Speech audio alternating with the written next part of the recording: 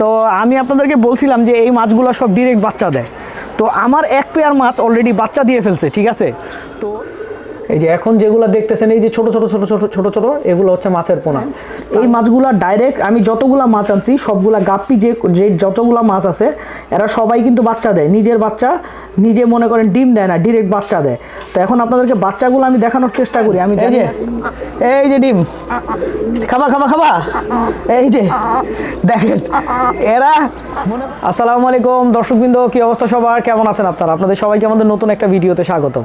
তো দর্শকবৃন্দ, আমার মুরগি আসলে কবুতরের ডিম খাইতে খুবই পছন্দ করে। তো আমি আজকে আমার একটা জোড়ার মাদি একটু দুর্বল হয়ে যাওয়ার কারণে জোড়াটা ভাঙা ফেলছি। তো যে কারণে আপনার এই যেখানে দুইটা ডিম আছে দেখেন, মুরগিগুলা কবুতরের ডিম দেখলে কি করে একবার দেখেন, ঠিক আছে। ডিম ডিম ডিম ডিম, এই যে দেখেন ডিম দেখলে কি করে দেখছেন, এই যে ডিম খাবা খাবা খাবা, এই যে দেখেন এরা মনে করেন নিজের ডিমও নিজে পিড়ে খেয়ে ফেলে, বুঝছেন। এই যে দেখো ডিম ডিম ডিম ডিম ডিম ডিম ডিম ডিম ডিম ডিম ডিম ডিম ডিম ডিম ডিম ডিম ডিম ডিম ডিম খাবা, আসো আসো আসো। দেখছেন ডিম দেখলে কি করে, দাঁড়ান নিচে রেখে দিই নাহলে হাতে এমন জোরে ঠোকর দেয়।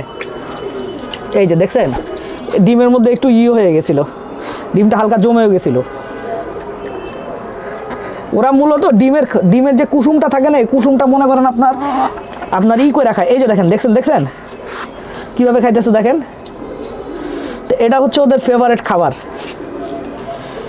এই দেখেন কিভাবে ডিম খায় দেখছেন, এই আপনার দেখছেন ডিম খাইতেছে কিভাবে, মাশাআল্লাহ।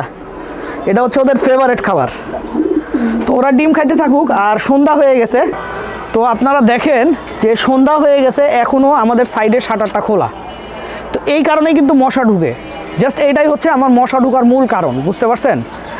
সাইডের শাটার এখনও খোলা, এই যে সাইডের শাটার খোলা থাকলে কিন্তু অটোমেটিক মশা ঢুকতেই থাকবে, কোনো লাভ হবে না, কয়েল দিয়েও কোনো লাভ হবে না।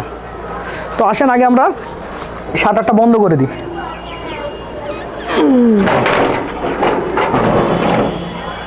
এই দিলাম হচ্ছে শাটার বন্ধ করে। আপনাদেরকে একটা গুড নিউজ দেই, সেটা হচ্ছে যে খুবই মজার একটা নিউজ, যে আমি অ্যাকুরিয়াম আনছি অল্প কিছুদিন আগে, আমার এবং মাছও আনছি অল্প কিছুদিন আগে, আপনারা জানেন।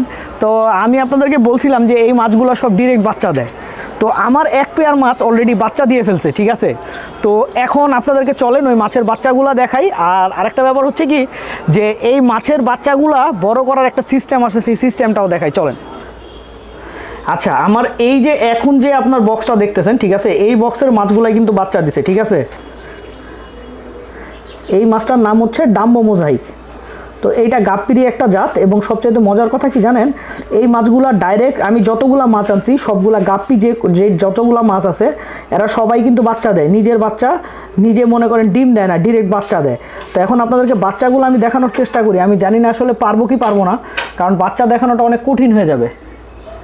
এই যে বাচ্চা দেখছেন, এই যে ছোট বাচ্চা, এটা কিন্তু মাছের বাচ্চা। হ্যাঁ, তো প্রথমে আমাদেরকে যে কাজটা করতে হবে সেটা হচ্ছে যে এইখানে যে মেল এবং ফিমেল আছে এগুলাকে এই বক্স থেকে সরায় ফেলতে হবে। যদি আমি এই বক্স থেকে না সরায় ফেলি তাহলে কিন্তু এই মাছগুলা আপনার যেমন নিজেরা বাচ্চা দেয়, এই যে ওর পেটটা দেখতেছেন, ওর পেটে কিন্তু এখনও বাচ্চা আছে।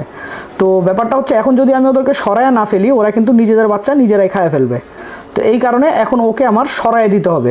তো আমরা অলরেডি আরেকটা বক্স রেডি করছি, ঠিক আছে, ওই বক্সে ওদেরকে ট্রান্সফার করে দিব। এই যে আমি এখন আরেকটা বক্সে আপনার মেল এবং ফিমেল দুইটাকে আসলে আমি ট্রান্সফার করে দিছি। আরেকটা বক্সে এই কারণে ট্রান্সফার করছি, ওদেরকে যদি এখন আমি ট্রান্সফার না করি ওরা কিন্তু ওদের নিজেদের বাচ্চাকে নিজেরাই খেয়ে ফেলবে। এখন আমার যে কাজটা করতে হবে, ওইখান থেকে গাছ একটু কমায় এইখানে একটু গাছ দিয়ে দিতে হবে, ঠিক আছে। তা আসেন গাছগুলো একটু তুলে এইটাকে আগে ঠিক করে টোটাল সব ঠিক করে তারপর আপনাদেরকে দেখাইতেছি। এই যে এখন যেগুলো দেখতেছেন এই যে ছোট ছোট ছোট ছোট ছোট ছোট এগুলো হচ্ছে মাছের পোনা। তো আমি আসলে জানি না ওরা কয়টা পোনা দিছে, ঠিক আছে। তো আমি করছি কি, গাছগুলো এখান থেকে সরাই ফেলছি যেন মনে করেন আপনার মাছের পোনাগুলো ক্লিয়ার দেখা যায়, এই কারণে। আর বাবা মাকে অলরেডি আলাদা বক্সে নিয়ে চলে গেছি, বাবা মাকে দেখাই আমি, ওদের বাবা মাকে কোথায় নিয়ে রাখছি আমি সেটাও দেখাইতেছি আপনাদেরকে। আসেন, এই যে দেখছেন এখানে সেট করছি হচ্ছে ওর বাবা মাকে। এখন ওদের বাবা মা এখানেই থাকবে, এই বক্সটাতে ওদের বাবা মা আপাতত থাকবে। আমি প্রত্যেকটা অ্যাকুরিয়ামের জন্য এখন প্রত্যেকটা জাতের জন্য চিন্তা করতেছি দুইটা করে বক্স করব। এক বক্সে বাচ্চা দিলে ওদেরকে সরায় ফেলে বাচ্চাগুলোকে রাইখা দিব, আর এক বক্সে থাকবে হচ্ছে ওরা নিজে, ঠিক আছে। তো দর্শকবৃন্দ, সন্ধ্যা হয়ে গেছে, আমি ভিডিওটা এখানেই শেষ করব। আর ভিডিও শেষে জাস্ট একটা কথাই বলবো যে এই জিনিসটা কিন্তু খুবই লাভজনক একটা জিনিস। আপনারা যদি কেউ চান যে এই কাজটা করবেন, মাছ পালবেন, ঠিক আছে, এবং অবশ্যই রেয়ার ব্রিডের মাছ পালবেন। যেমন আমি যে কয়টা ব্রিড নিয়ে আসছি এগুলো সবগুলো রেয়ার ব্রিড এবং প্রত্যেকটা মাছের ভালো দাম আছে। তো আপনারা এই জিনিসটা করতে পারেন, এটা একটা ভালো লাভজনক হইতে পারে।